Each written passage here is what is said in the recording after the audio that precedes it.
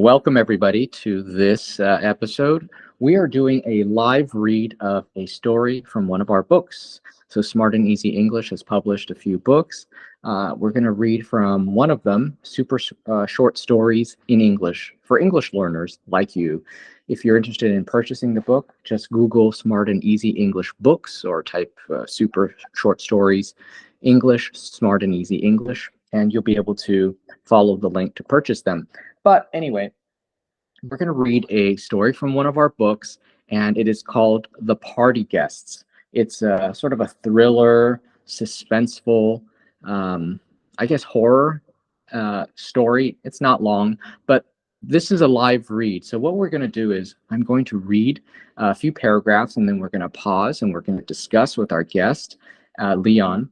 And we are going to break it down for you. We'll help you with vocabulary, expressions. We'll explain what's going on, and it's going to be interactive, and it's a live read. So you will be able to learn lots of things: vocabulary, expressions, and any. We'll identify all the things that might be difficult for an English learner.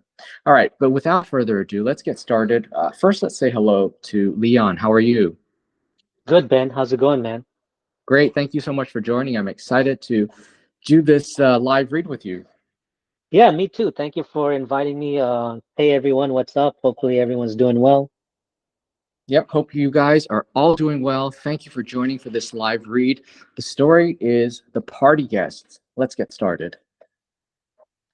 The Party Guests. Charlotte and Edward exited their sedan into the crisp autumn evening air and onto a small lane in Belgravia, London. They were on their way to a lavish dinner party hosted by the well-heeled philanthropists, the Beaumonts. They were attending as guests of their newly acquainted friends, the Fitzgeralds, who were longtime friends of the Beaumonts. As they approached the doorsteps, Charlotte couldn't help but feel a sense of unease wash over her. There was something uncomfortably insistent about the manner in which the Fitzgeralds extended the invitation and their insistence on Charlotte making the acquaintance of Mr. Beaumont. Okay, so let's stop here. Let's set the scene. Let me explain what's going on. So what we have here is a couple, Charlotte and Edward. They are an affluent couple who live in an affluent London society. They live in Belgravia, London, which is a very, very wealthy part of London. They're invited to a party. They're sort of uncomfortable about why the person that who invited them was so insistent, like, you have to come, you have to meet this person. That made Charlotte feel uncomfortable, and we'll soon find out why. So, Leon, what do you think, and do you have any questions? What might be some questions learners have? Yeah, if I was an English learner, my first question would be like crisp. What do you mean by crisp? I'm gonna give you my take on it, and then see what you think. Maybe I misunderstood in this story. So crisp is something like it's here is described as a cool, fresh evening air. Basically, it's a clear, refreshing autumn evening. This is my understanding of the crisp. Based So, on your story, what do you think? Yeah. yeah, let's tell people where it appears in the story. So here's the Mm-hmm. phrase: they exited their sedan into the crisp autumn evening air. So the question about the word crisp, there are many ways. There's several ways to use crisp. You can say something is crisp because it's like kind of crunchy, like when you bite into it, it's crisp, right? It's crunchy, like an apple might be crisp. You can also use crisp, like in this case here in the story, where they describe the air as crisp. Yes, so you can say the air is crisp, meaning it's cool, right? Mm-hmm. Yes.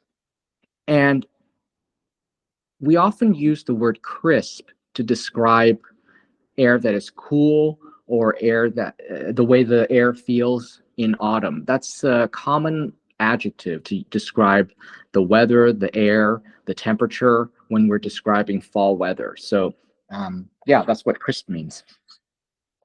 Okay, cool.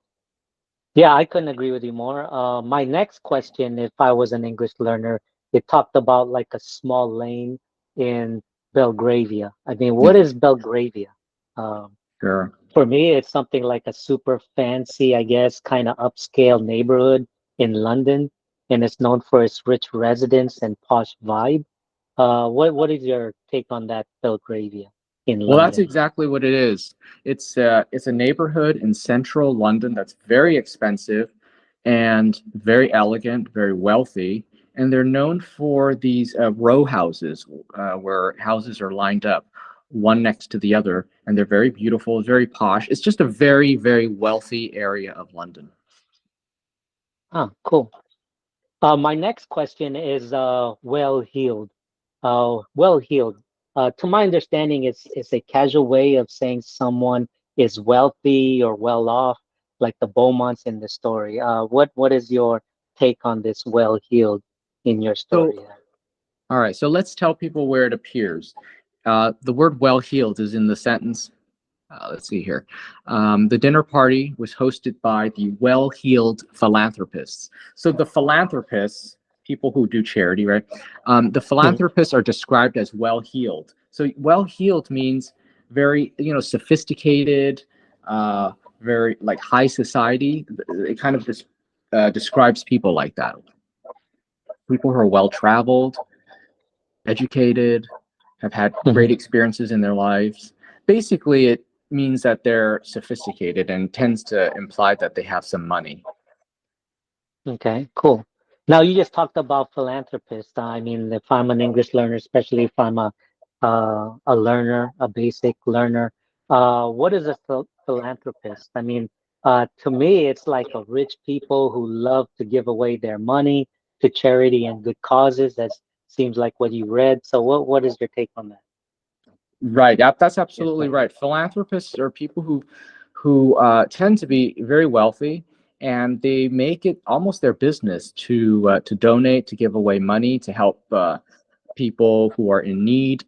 They usually have foundations where they donate money, they raise money, they solicit money from other wealthy people who they want to donate to these causes. So philanthropists are people who spend a great deal of time helping charitable organizations, or maybe they have their own organization where it's all about just either giving their own money or getting other people to give money to help people in need.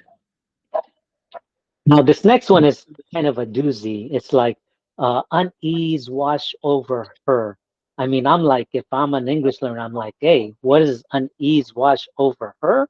What is that? I mean, it seems Yes. like it just means like Charlotte is suddenly feels uncomfortable or nervous, like a wave of weary hits her. I mean, what is that? Please describe. Well, the sentence is Charlotte couldn't help but feel a sense of unease wash over her. This is while she approaches the doorsteps of the home that they're going to, this party. As they as they approach the party, the front door, she felt a sense of unease wash over her. So what does unease washing over you mean? So it's metaphorical. It just, if you can imagine sort of something, just you start to feel this thing slowly creep up on you, this sort of um, this unease means you feel uncomfortable, you feel kind of weird, you feel kind of strange. And then if we combine it with wash over her or wash over you, we're sort of saying you feel uncomfortable, and it's slowly kind of taking over you. It's slowly sort of making you feel this way. So that's what wash over means, is sort of this slow takeover, the slow realization of discomfort. So that's what unease, washing over somebody means. Okay, super. Yeah. That's my questions as an English learner. All right. Those are great questions. Let's continue. Hmm. Upon arriving at the Beaumonts' elegant townhouse, they were greeted warmly by their friends, Mr. and Mrs. Fitzgerald. The room was filled with the upper echelon of London society, all dressed in their fashionable attire, sipping champagne and nibbling on canapes. Charlotte caught the eye of Mr. Beaumont, a tall, imposing figure with a piercing gaze. She couldn't help but feel a sense of discomfort in his presence, and though he was studying her every, as though, excuse me, as though he was studying her every move. As the evening progressed, Charlotte couldn't shake the feeling that something was off. The guests were whispering in hushed tones, their eyes darting around the room. Charlotte couldn't quite put her finger on it. She mentioned it to Edward, but he dismissed her concerns, telling her it was just her nerves, and handed her another drink. The conversation seemed to revolve around strange topics, such as the occult and ancient rituals. She noticed that many of the guests had a strange symbol etched into their jewelry, a symbol she had never seen before. Despite her unease, Charlotte brushed it off as paranoia and continued to socialize with her fellow elites. So what's going on in these several paragraphs here? So they're inside the townhouse. They're at the party. There's a description of how everybody is so sophisticated, high class. They're sipping on, they're drinking fancy champagne, having hors d'oeuvres, and yet Charlotte feels uncomfortable. She feels like there's something weird about these people. They're whispering. They seem sort of suspicious in their behavior. And then next thing you know, she notices there's this weird symbol on the jewelry that these people are wearing. And so she's like, "What's going on here?" She tells her husband Edward. He tells her it's no big deal, and uh, so she's like, "Okay, maybe I'm just being paranoid for no reason." And so she continues on with the evening, socializing with other people. All right, so questions, Leon.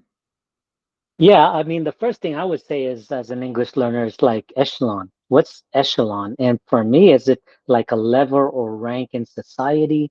It does it mean the top and the most elite group of London's high society based on what you read? I mean, what is your view? What is your take? Yeah, so where that appears is she's the room was filled with the upper echelon of London society. So echelon, yes, as you said, is correct. It's like a level, a certain level. Upper echelon is like a certain level, like a upper class is another way of saying the upper class, because that's what echelon means, right? A level or ranking, the upper echelons of society, the upper echelons of the business world, right? The upper echelon of the military. So basically, level is what it means. Okay, cool. My next one is canopies. I mean, canopies, as an English learner, is like, what is that? I mean, for me, it's like something small, fancy appetizers served at parties, usually like small bites or on breads or crackers. I mean, what is that? Can you please describe? Yeah, so canapes are small appetizers that are passed around at a party, and they tend to be fancy. It's you might have heard, maybe not, but maybe you've heard the word hors d'oeuvres, which is another French word, sort of the same thing. They have you ever seen like at parties where fancy parties where people pass around, like there's waiters holding a tray, and on the tray are little like pieces of bread with all the stuff on it. Maybe there's salmon, cucumbers, whatever. So it's basically a small appetizer and it's on a base. It's on a base of either a cracker or bread or some sort of pastry. And these are typically served at a party, at the beginning of a party. It's just supposed to be a little snack. And you notice that they're small because they're supposed to be bite size. And you don't need a plate. You just grab it off the tray as the waiter's walking by, and you eat it, and that's it. It's not supposed to be a big, meal or anything. It's just a small snack. That's what a canapé is. Do you like canapés? Oh yeah, I love them. Yeah, Love going to those. Yeah, yeah. absolutely. Yeah. Okay, cool. My next one is, as an English learner, something was off. What is like something was off? And probably as an English learner, maybe you may say, or I may say like something that a casual way of saying something like didn't feel right or was strange. Like there's unsettling vibe or weird feeling about the situation. I mean, what is your take? What is yours on that subject? Yeah, yeah, for sure. We commonly say something is off, don't we? Yes. Yeah, Hmm. it's a common expression. When you say something is off, you're saying that something is not right, something doesn't feel right, maybe something's wrong. It's not really saying, it's not like to the point where you're like, what the hell? It's not like that, right? It's not like Hmm. crazy bad. It's just something is just not quite right. And so you say something is off. It doesn't mean something is off as in on and off like a light. It just means something is not quite right. So you can say, there was something off about those people, which means they behaved a little strange, not totally bizarre, but just a little strange, or maybe the place was a little off, like there was something about a certain place or thing that was not quite right. But anyway, that's how you would use something was quote off. I don't know. Okay. Would you say that's an idiom? I'm not sure, but it's an expression that we use all the time. Yeah, definitely an expression. We use this all the time. Absolutely. You're correct. Yeah. Yeah. When Hmm. something's not right, when you just get this feeling like, I don't know. You know what I mean? Like you ever feel like that sometimes? You're like, I don't know about this. It's like that. If Yeah. yeah, Especially at work, right? If you're work or even if you're dating and you just say like something is off here or something what is she off. said, an expression, someone said something to you and it just didn't seem normal and regular. It's like, oh, something is off here, right? Yeah. Exactly. Yes, and we use that Hmm. all the time. So for you guys, it would help a great deal for you to know that expression. Something was Hmm. off, or he was off, she Hmm. was off, it was off, the party was. There's something off about it. Hmm. All right, cool. That was my only question as an English learner. Yeah. Okay. Okay. Moving on. As the night wore on, and as the Fitzgeralds kept presenting Charlotte drink after drink, she found herself feeling increasingly dizzy and disoriented. She soon stumbled into the powder room, hoping to compose herself. But as she looked into the mirror, she noticed a small mark on her wrist, one that hadn't been there before. She studied it closer. It was a small circular symbol that resembled the one on the jewelry of the other guests. Charlotte's heart raced as she realized that she had somehow been marked.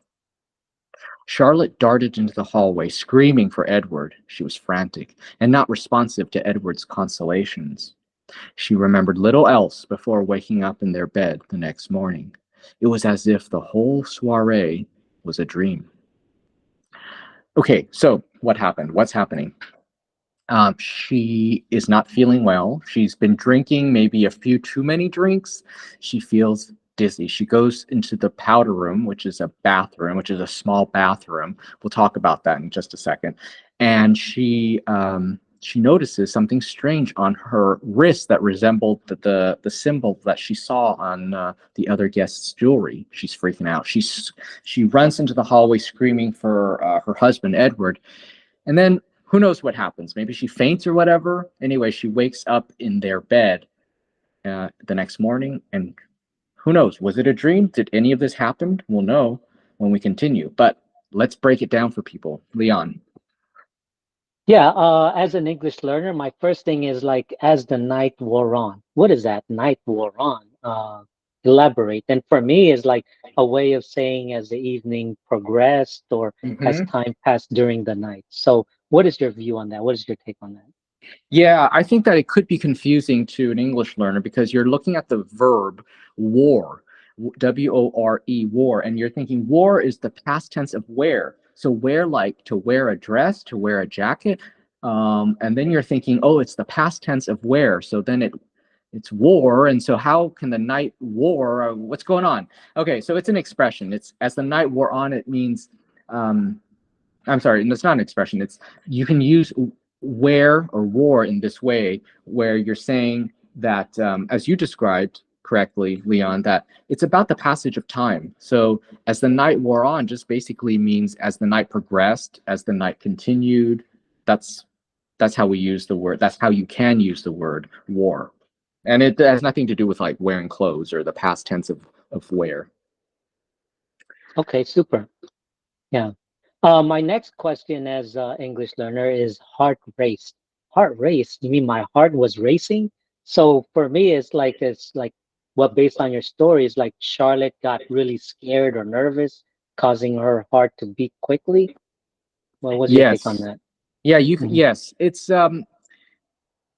a more illustrative, it's a more descriptive way of saying somebody's freaked out because their heart is racing. In other words, their heart is beating really fast. You know what I mean? Like when you're nervous, when you're afraid, your heart beats really fast, your adrenaline is running. So we'll say your heart is racing, her heart raced. So you're absolutely right about that. And let me go back to the word powder room, or so what is a powder room? So a powder room is a bathroom, but it's not like a bathroom with like a shower or anything. It usually, a powder room is just literally a bathroom that has a sink and a toilet, and that's it. And I think they called it a powder room because back in the day, women would just go into these rooms where they can just fix their makeup. I think that's where it comes from. But we call it a powder room, and people still use this word, a powder room, to describe the small bathroom in a house where your guests might use because they just need to use the bathroom, the toilet. They don't need to shower, so you don't need to have the shower here.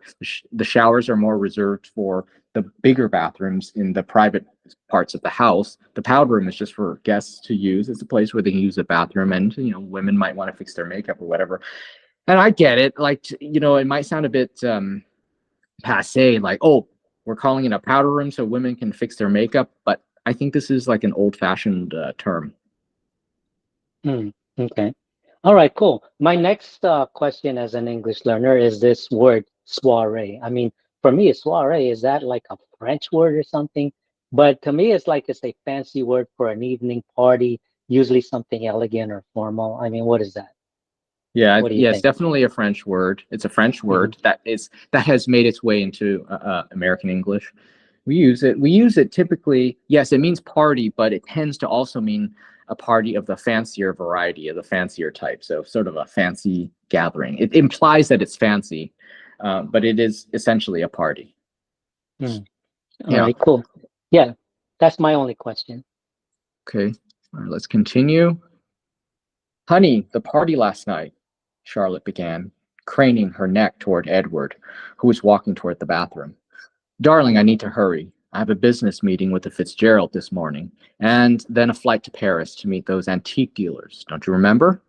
Edward interjected. He hastily went about the morning before leaving Charlotte alone, still confused about the events that transpired the night prior. The following days were a blur for Charlotte. She struggled to remember what had happened after she discovered the symbol on her wrist, but she knew that something was terribly wrong. She began to experience vivid nightmares, dreams of strange creatures and a blurry figure sexually assaulting her. She tried to confide in her husband, but he brushed off her concerns as mere stress from their busy social schedule. Okay, so what's going on here is so Charlotte and Edward, they have a conversation, and he's like, all right, I gotta go. He's sort of brushing off, but at the same time also brushing her off. Brushing her off means sort of like, I don't want to talk about it. Like, I have no time for this. That's what brushing off means. He's sort of brushing her off. He's just like, I gotta go to a business meeting, and I gotta meet with these antique dealers. So I've gotta go. He basically doesn't want to talk to her about what happened the night prior. And then we're told that she's having these nightmares where she's being assaulted, and she doesn't know what's going on. And her husband's just saying, maybe it's just our busy social schedule. So he's being dismissive. He's kind of like, in a way, he's sort of not wanting to hear about it. He's just telling her, no, there's nothing wrong. That's what it means to brush off somebody. Is to just say, you know what, nothing. It's okay. It's nothing. That's brushing off somebody. But okay, what do you think, Leon? Yeah, for me, it's like, what is craning? Craning her neck? Craning her neck. Hmm. And it seems like that Charlotte was stretching her neck to look at or to speak to Edward, probably because he was walking away. I mean, That's what is exactly it. what's that? Okay. Yeah, that's exactly it. Is when craning is just basically you're craning your neck. You're just sort of stretching, you're turning, you're twisting. That's basically what you can imagine if somebody's walking away or going to the next room. You're sort of stretching your neck to see them or whatever. That's craning your neck. Okay, cool. My next word is transpired. Transpired. What? Like, it seems like a formal way of saying what happened or took place. That's it. You got it. That's exactly it. Transpired is like something that happened. Hmm. Happened. Okay. Another one is like vivid nightmares. Vivid nightmares as an English learner, and it probably may some English learners may say is that something seems like based on what you read off, is that very clear, intense, and kind of realistic dream that feels super real and detailed. Vivid nightmares. Yes, that is exactly what it is. And I think that maybe a lot of people tend to think of the word vivid as like really colorful or very bright or something to do Mm-hmm. with color. And in a way, it kind of relates, right? Because if your memories are very vivid and we see, you can imagine that they are very, if you want to imagine them being colorful, which means they have a lot of details, very clear, very strong, very realistic, very true to life, maybe. And so we can use the word vivid like that as well to suggest that something is very detailed and realistic. You remember it in great detail, so you can say it was very vivid. So yeah. Okay. The next one, oh my gosh, as an English learner, I'm sure some will probably think he brushed off her concerns. What is that? Brush off her concerns. And it seems like Edward dismissed or ignored what Charlotte was worried about, like acting like it wasn't important. Yeah, that's exactly it. To brush someone off is to basically say, to dismiss them like, oh, it's nothing. That's when you Hmm. brush someone off, like it's nothing.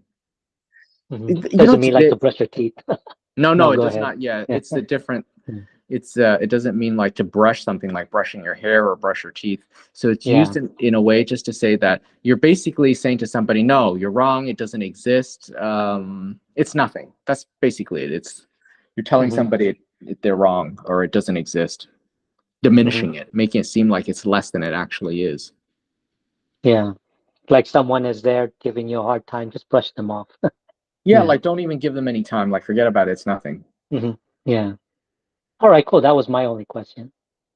Great. Let's continue. A couple weeks later, Charlotte received an invitation from the Beaumonts inviting her and Edward to a private dinner party at their Hampstead country estate. Despite her reservations, Charlotte felt compelled to accept the invitation.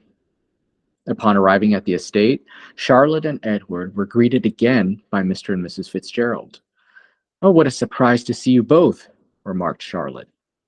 The Fitzgeralds led her and Edward to a grand study filled with strange symbols and esoteric artifacts. The doors promptly closed behind them. Charlotte felt a sense of dread wash over her, feeling somehow trapped. She reached for Edward's hand, and to her horror, noticed the same strange circular symbol on his wrist. Okay, so after what's going on? After her husband dismisses what's going on, brushed her off, right? A couple weeks later, they receive an invitation again to these people's home, this time in the country, their country home, the Beaumonts, the country home. So they go to their country home. They have a, reservation. They have, they have a dinner party invitation. They go there, and for some reason, they see their friends, these people that originally invited them, the Fitzgeralds, and they are led into a room, and again, there are a bunch of these weird symbols everywhere. And then Charlotte also then notices this weird symbol on her husband's hand. And so here's where we're at. So things are heating up here. So what's going on? First, I want to draw your attention to this word here. Despite her reservations, Charlotte felt compelled to accept the invitation. So in this case, the word reservations does not mean reservations like a restaurant reservation. But when we say despite somebody's reservations, they did something, that means even though they were a little skeptical, even though they were not sure, even though they felt maybe a little strange, even though they didn't know if they wanted to do it. That's what we mean by reservation. So, for example, I could say to you, I have some reservations, but I think he's an okay person, which means I think he's okay, but I'm not 100% sure. And that's how you would use the word reservation. So I think she's honest, but I have some reservations, but I think she is. So you see how reservations is used in this context, it doesn't mean like a restaurant reservation or a hotel reservation. But all right, I'm going to throw it to you, Leon. Okay, as an English learner, my first word is like esoteric. Esoteric, what is that? Is that intermediate word? Is that an advanced Oh, yes, vocabulary word? advanced. And this is like something knowledge or things that are intended or to be understood only by a small group of people, often something that's kind of secretive or Yeah. obscure. In this case, it suggests that artifacts and symbols are unusual or mysterious? I mean, what's your view? What's your take on Yeah, I think definitely it suggests mystery because esoteric it really means something that is only understood by, like you said, a small group of people. And so we can we can deduce from that that it's something that's sort of mysterious. Let me see, where did we use this in the story? It says the study was filled with strange symbols and esoteric artifacts. Artifacts are old objects, right? Um, it? so um, so esoteric artifacts means something that is artifacts that are only understood by a small group of people. They're very specialized. They don't maybe have a lot of meaning to the general public. They're also suggests a sense of mystery too, as you mentioned. So that's what esoteric means. Maybe strange, mysterious. In this context, we could even maybe glean from it that it's maybe kind of weird or spooky as well. Something that most people Mhm. don't understand. That's what esoteric means. Okay, cool. My next thing that I wanted to say is this expression. I mean, I'm like, as an English learner, I would say, what is that? Dread wash over her. Dread wash over her. What is that? And it seems like the phrase means that Charlotte suddenly felt a strong wave of fear or anxiety, almost like it's kind of like enveloped her or engulfed or surrounded her, making her feel very uneasy or scared. I mean, what's your take on that? What's your That's view? that's exactly it, and you described it really well. And we saw that expression wash over her earlier in the story. If you guys recall, we said that a sense of unease washed over Charlotte, right, when they first went to the party, at the very beginning of the story, and now we're seeing this expression used again, where now it's dread washed over her, which means, like you said, she just feels a sense of dread, fear, just discomfort overcome her, uh, being slowly sort of introduced to her. So yeah, that's what wash over her, wash over you, wash over anybody. That's what it means. Hmm. All right, cool. That's the only question I had as an English learner, if I was Okay, an English learner. so Yeah. we can continue. Hmm. As Charlotte's eyes grew wider and wider, her jaw began to drop. Her husband grabbed her hand and said, in a firm, decisive tone, "You'll be okay, darling. Just need to listen to these fine people." Charlotte began to feel increasingly sick. The door opened and others entered. They were the party guests from the other week. They entered in orderly fashion and in unison said, "You're now with us, Charlotte." She watched in horror as the other guests began to transform, their bodies contorting and twisting into grotesque shapes. She realized too late the invitation had been a trap, a ploy to bring her into the clutches of a dark cult that had been lurking in London society. Okay, so this is the climax here, right? Where all of a sudden, um, well, everything sort of reveals itself. The people that she met at the party a couple weeks ago, they all file as in walking together at the same pace, at the same time. They all come in, and she's shocked, like, what are all these people doing here? I thought, this was supposed to be just a dinner invitation with my husband and I, is probably what she's thinking. And then all these guests from the other parties show up, and it becomes this horrifying scene where they're, as the story describes, their bodies contorting and twisting into grotesque shapes. Like they're bending themselves into these weird shapes. Okay, so something really, really weird is happening, and we're told that she feels like she's part of some strange cult lurking in London society. All right, so Leon. Yeah, as an English learner, I would ask, like unison. What's unison? I mean, it seems like it's doing something together at the same time. And in this case, the guests speak together in a synchronized manner, which adds to the creepiness. I mean, what's your view? What's your take on Yes. So what? Let's see. Where's the sentence? Let's read the sentence where it says unison. Here we go. They entered in orderly fashion and in unison said, "You're now with us, Charlotte." So yes, unison means to do something at the same time. So maybe you can have everybody saying the exact same thing at the same time. So she's in a room with these people and they're all saying at the same time.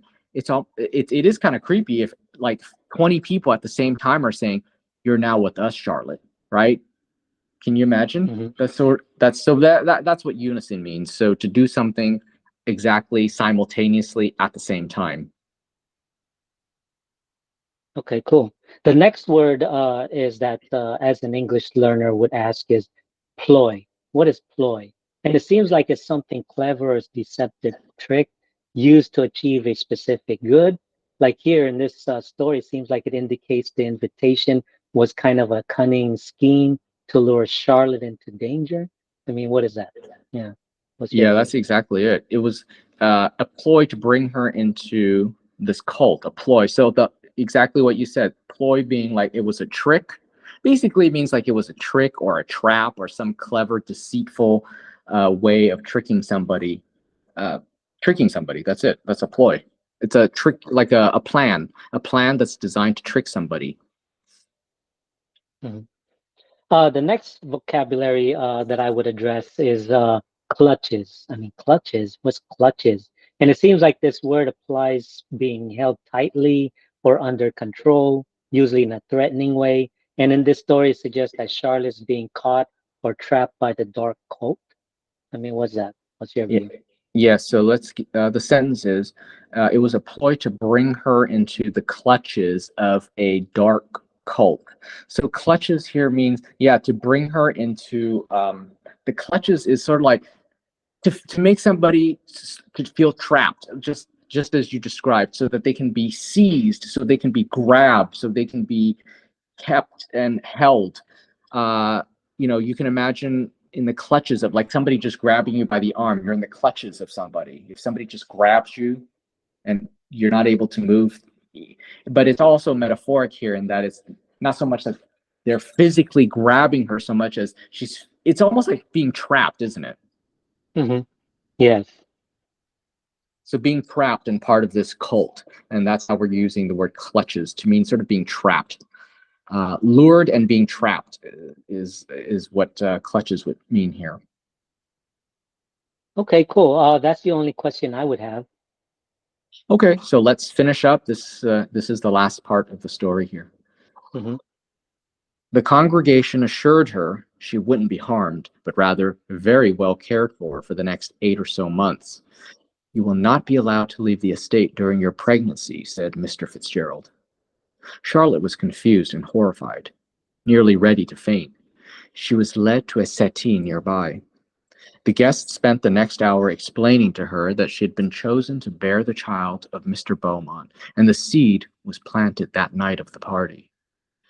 "And though that child might seem a demon to you, he will soon be our new lord and master," said Mrs. Fitzgerald. All Charlotte could do was scream, "No, no!" She cried to no avail. Edward came to her side and whispered, "We thank you, my darling. We thank you." The end. Okay, so the story ends with the big reveal. So basically, these people, I don't know if you guys are able to follow this, but these people are devil worshippers. This cult, this is a cult, a group of people who are devil worshippers. They chose Charlotte to be the bearer, to be the woman who's going to bear the child, who's going to have the child of the devil, of Satan. And the way they were able to trap her, the way they were able to bring her into this cult, this group, is through Edward. Charlotte's husband. Charlotte had no idea her husband was in on it. She had no idea her husband was part of this group. But as Edward said earlier in the story, he was going to go. Remember, he was going to go to was it Paris for some business with the Fitzgeralds, right? So he's in on it, and he basically brought Charlotte to the cult in order for her to bear the child of what they call a demon. So this is where the horror reveals itself in the story. The horror being that we're dealing with a satanic cult. We're also dealing with the big, scary betrayal of Charlotte's husband. So I don't know. What do you think? What do you think here? Yeah, Yeah.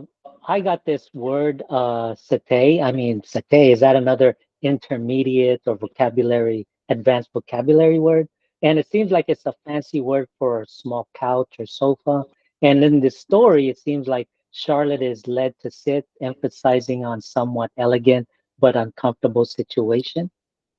Yeah, so a settee is it is like a sofa. It tends to be shorter, but you can imagine a sofa with just the arms on the side and no back. You've seen this, I'm sure. You've seen this in Hmm. like these old-fashioned paintings or whatever. So it's basically like it's almost like a bench with two arms on the left and right side, but there's no back, and that's what we call a settee. And yeah, so she was brought to the settee. She sat there, and that's what it is. Okay, cool. And the next one is like to bear the child. To bear the child, you mean a bear, like a big bear animal? No. It seems like this gives like birth or be pregnant with a child. Seems like here it's Charlotte's role in this unsettling situation that she mentioned. Yeah. What is that? Yeah, yeah. Okay. So it's exactly because it's a verb, so it's not the animal, but it really just means Hmm. to give birth, to bear the child, to have the child is what it really Hmm. means, to have the child. Yes. Okay, cool. And And the last thing, oh yeah, go ahead, no, continue. no, no. Go ahead. You. No, I was just gonna go to on to the next one. If you still need something to say on that, that's cool. Go No, right I'm ahead. done. Okay. So the last one I have is to no avail. To no avail. What is that? So it seems like this phrase is something that her efforts were useless or didn't lead to any success. Kind of shows that Charlotte's desperate cries for help didn't change her situation. I mean, what's the take on that? That's exactly it. Let me find the sentence where we use that word here. Hmm. Let's see here. Where is it? Listen, oh, she cried to no avail. That means she cried without any hope, where nothing was going to happen. That's what it means to no avail. So yeah, that's what it means. Uh, it implies sort of hopelessness. Nothing's going to change. No effect. That's what to no avail means. Hmm. And so we're at the end of the story here. What did you think of the story? Did you think it's like a horrifying story? What's your take?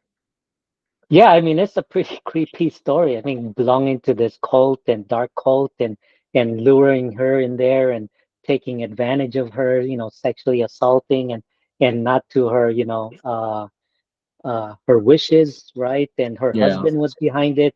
I mean, that's pretty freaky in my point of view. Yeah. I think so Dark and too. creepy. Yeah. You Hmm. know, for me, the creepiest thing about it is the fact that her husband was in on it. Her husband was what Yes. brought her, because that sort of betrayal, that's the scariest of all, is when the person you Yes. trust ends up being somebody different than what you thought. That's the most creepy thing, I think. Yes, I agree. Yeah. Yeah. Okay, so that completes this live read. I hope you guys enjoyed it. If you want to read or hear this story, we actually have a video where I just read the story to you. There's no analysis or anything, and you can listen to it. I'll put the link at the end of the video if you just want to hear the audio story, the audio version of this story with no analysis, just the story. I'll put the link at the end. If you want to actually read this story and read other stories that we have, you can also purchase the book. All you have to do is Google Smart and Easy English books, and it'll take you to some of the books that we published. And it's And it's a super short stories in English book. We have 3 of those. It's the, I believe it's the intermediate one. All right. Well, thank you so much for listening. I hope you guys enjoyed that and found that helpful. I enjoyed doing this live read with you. Thank you, Leon. Yeah, thank you, Ben. Thank you for inviting me. And everyone, please make a comment on what you think. If you like us to do more of this, please comment and let us know, and we can do more about it. Yeah. Absolutely. Let's continue the conversation, everybody, in the comments. If you have words or phrases you don't understand, we will answer, we'll reply to your comments. So put them in the comments. Don't forget to give this video a thumbs up. We would really appreciate it. And of course, we hope you'll subscribe. All right. Bye-bye, everybody. Bye, Leon. Thank you. Yeah, bye, Ben. See y'all later, everyone. Ciao.